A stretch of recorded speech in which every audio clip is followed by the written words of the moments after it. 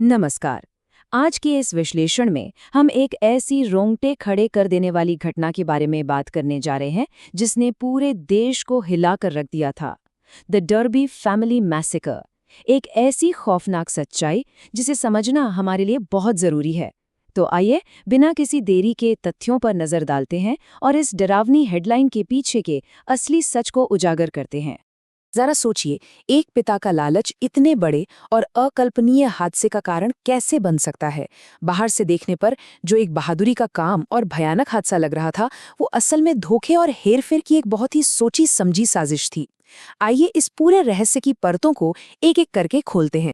सबसे पहले बात करते हैं 11 मई 2012 की, उस मनहूस सुबह की, जब एक घर में लगी आग ने सब कुछ बदल कर रख दिया। इस दर्दनाक हादसे में 6 मासूम जिंदगियों को अपनी जान गंवानी पड़ी। 13 साल का ड्वेन, जो अपने छोटे भाई बहनों की ढाल था। जेड, जो सिर्फ 10 साल की थी लेकिन बेहद समझदार थी।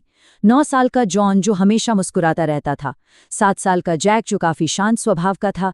6 साल का जेसी, जिसकी आवाज से पूरा घर गूंजता था। और 5 साल का जेडन, जो सबका लाडला था। इन मासूमों को याद रखना बहुत जरूरी है। अब अगर फोरेंसिक रिपोर्ट्स की माने तो ये कोई आम दुर्घटना बिल्कुल नहीं थी। ऊपरी कमरों का तापमान 500 डिग्री सेल्सियस को भी पार कर गया था। मतलब वहां मौजूद किसी भी इंसान के बचने की कोई गुंजाइश ही नहीं थी। जांच में ये साफ हो गया कि लेटर बॉक्स के नीचे पेट्रोल डालकर जानबूझकर ये आग लगाई गई थी। ये कोई हादसा नहीं, एक सुनियोजित कत्ल था। तो आखिर इस सबके पीछे था कौन? चलिए मिक फिलिपॉट के अतीत और उसके खतरनाक पैटर्न की गहराई में उतरते हैं। मनोवैज्ञानिक ग्लेन विल्सन ने जब मिक फिलिपॉट का असेसमेंट किया तो जो क्लिनिकल डायग्नोसिस सामने आया वो डराने वाला था। वो साइकोपैथी और एंटी सोशल पर्सनालिटी डिसऑर्डर का शिकार था। आसान शब्दों में कहें तो वो एक ऐसा इंसान था जिसे सिर्फ खुद से प्यार था, जो लोगों का इस्तेमाल करना बहुत अच्छी तरह जानता था और जिसके अंदर दूसरों के लिए कोई हमदर्दी नहीं थी। और सबसे चौंकाने वाली बात यह है कि ये किसी एक दिन की घटना नहीं थी। ये दशकों लंबा एक बहुत ही खौफनाक पैटर्न था।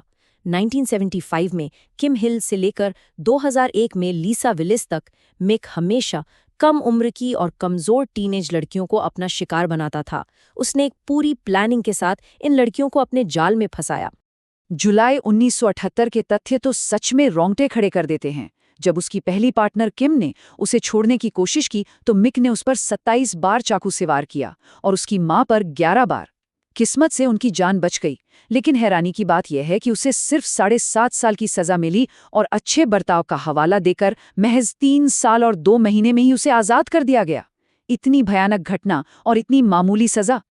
अब थोड़ा आगे बढ़ते हैं और देखते हैं कि 2000 के दशक में उसने कैसे एक बेहद अजीबोगरीब घर बसा लिया था और उसकी पब्लिक और प्राइवेट लाइफ में कितना बड़ा फर्क था। 25,000 पाउंड, ये वो सालाना रकम है जो उसे सरकार से भत्ते यानी बेनिफिट्स के रूप में मिलती थी। यहाँ समझने वाली बात यह है कि मिक जानबूझकर और ज्यादा बच्चे पैदा करना चाहता था ताकि ये सरकारी पैसा बढ़ता रहे। उसके लिए बच्चे परिवार नहीं बल्कि पैसा कमाने का एक जरिया बन गए थे। मिक पूरी तरह से दोहरी जिंदगी जी रहा था। उसका एक पब्लिक चेहरा था, चाहे वो टीवी पर जैसे जेरेमी काइल शो और डॉक्यूमेंट्रीज में बड़ी शान से अपनी इस जीवन शैली का बचाव करता था, लेकिन बंद दरवाजों के पीछे की सच्चाई एकदम खौफनाक थी।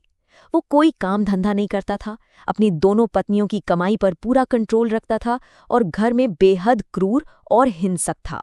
लेकिन ये सब बिखरना तब शुरू हुआ जब फरवरी 2012 में एक ऐसा मोड़ आया जिसने इस त्रासदी की नींव रखी। दरअसल जब लीसा विलिस अपने 5 बच्चों को लेकर उस जहरीले माहौल से भाग गई तो मिक पूरी तरह बौखला गया। उसका मकसद बिल्कुल साफ था, वो कस्टडी की लड़ाई जीतना चाहता था। उसे सरकारी भत्ते के वो पैसे वापस चाहिए थे जो लीसा के जाने से कम हो गए थे, और वो सरकार से एक बड़े घर की मांग करना चाहता था। इस पूरे अपराध की जड़ सिर्फ पैसा और लीसा को फंसाने की जिद थी। मिक, उसकी पत्नी मैरिड और उनके साथी पॉल मॉज़ले ने मिलकर जो खौफनाक योजना बनाई वो कुछ इस तरह थी। सबसे पहले लेटर बॉक्स में पेट्रोल डालना, फिर आग लगाना और उसके बाद मिक का घर में घुसकर बच्चों को बचा लाना। इससे वो रातों रात एक हीरो बन जाता और कस्टडी उसे आसानी से मिल जाती। ये सोच ही अंदर तक डरा देती है कि कोई पिता अपने ही बच्चों के साथ ऐसा खेल खेलने की कल्पना भी कैसे कर सकता है। तो जब सच्चाई सामने आने लगी तब जांचकर्ताओं ने क्या पाया? आइए इन्वेस्टिगेशन के पहलू को समझते हैं। पुलिस के कान सबसे पहले मिक के अजीबोगरीब बर्ताव से ही खड़े हो गए थे। जरा सोचिए, जिस पिता ने अपने 6 बच्चे खोए हों, वो मॉर्चुरी में मजाक कर रहा था, महिला पुलिस अधिकारी के साथ फ्लर्ट कर रहा था और प्रेस कॉन्फ्रेंस में तो जैसे पूरा नाटक कर रहा था।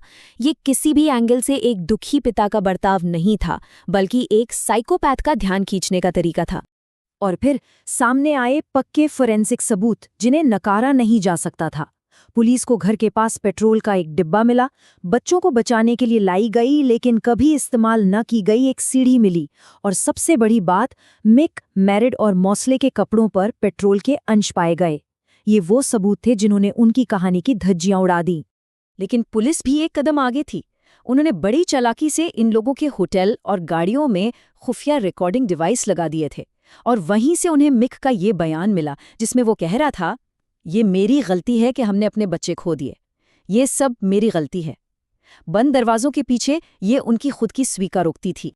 इसके अलावा एक और रिकॉर्डिंग मिली जिसने पूरी साजिश का पर्दाफाश कर दिया। इसमें मिक साफ साफ अपनी पत्नी को निर्देश दे रहा था, तुम उसी कहानी पर टिकी रहना, कि मैं अपनी जान की कसम खाकर कहता हूं कि मैंने जानबूझकर ऐसा नहीं किया। यह इस बात का एकदम स्पष्ट प्रमाण था कि वे सब मिलकर पुलिस से झूठ बोल रहे थे। अब आते हैं इस कहानी के आखिरी हिस्से पर, यानी इंसाफ और अदालत के फैसले पर। यहाँ पर कानूनी दांव-पेच को समझना थोड़ा जरूरी है। शुरुआत में इन तीनों पर मर्डर यानी हत्या का चार्ज लगा था, लेकिन मर्डर साबित करने के लिए जान से मारने का इरादा साबित करना होता है। अदालत में ये पाया गया कि उनका असली इरादा बच्चों को मारना नहीं, बल्कि उनकी जान जोखिम में डालकर लीसा को फंसाना था। इसीलिए दिसंबर 2012 में इस चार्ज को घटाकर मैनस्लॉटर यानी गैर इरादतन हत्या कर दिया गया। इसके बाद 2 अप्रैल 2013 को सजा सुनाई गई। मिक फिलिपॉट को आजीवन कारावास मिला, जिसमें उसे कम से कम 15 साल जेल में बिताने ही होंगे। वहीं मेरिड और पॉल मॉसले दोनों को 17-17 साल की सजा मिली, जिसमें 8.5 साल की न्यूनतम अवधि तय की गई। लेकिन कहानी यहीं खत्म नहीं होती। इसके बाद जो हुआ वो काफी विवादित रहा है।